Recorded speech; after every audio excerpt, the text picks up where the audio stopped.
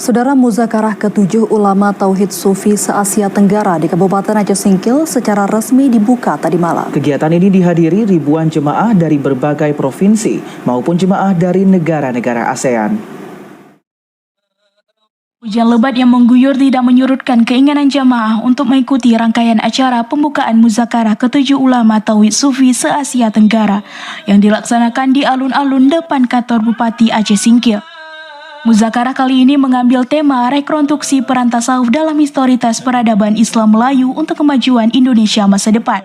Ini dibuka oleh PJ Gubernur Aceh yang diwakili Kepala Biro Keistimewaan Aceh dan Kesejahteraan Rakyat Setda Aceh Yusrizal. Selain tausiah agama oleh Abuya Tengku Syekh Haji Amran Wali Al-Khalidi, ribuan jemaah juga larut dalam zikir akbar atau ratib seribe.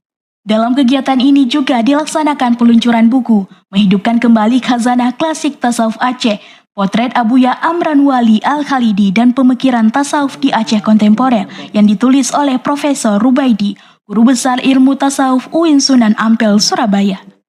Salah seorang panitia, Yuli Hardin, mengatakan melalui kegiatan ini pelaksana ingin menyampaikan bahwa melalui ajaran tasawuf kesufian ini bisa membuat batin umat menjadi lebih baik. Bagaimana kita menjalani kehidupan ini?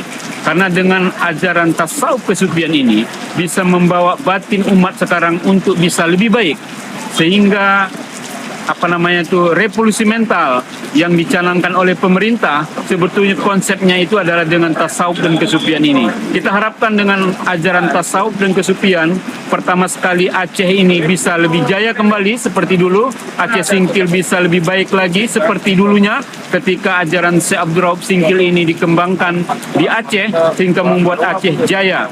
Dan kita berharap dengan ajaran ini Aceh kembali jaya, Indonesia kembali jaya, akhlak yang baik, berkasih sayang dan saling cinta mencintai di antara umat sehingga kita bisa membangun negeri ini dengan baik. Sementara itu, Muzakarah ke-7 Ulama Tauhid Sufi se-Asia Tenggara ini juga menjadi berkah bagi masyarakat di Kabupaten Aceh Singkil. Warga memanfaatkan momen ini untuk mendongkrak perekonomian dengan berjualan di sekitar lokasi acara. Dari Aceh Singkil, Jakartawan Adi Nugraha, TVRI Aceh melaporkan.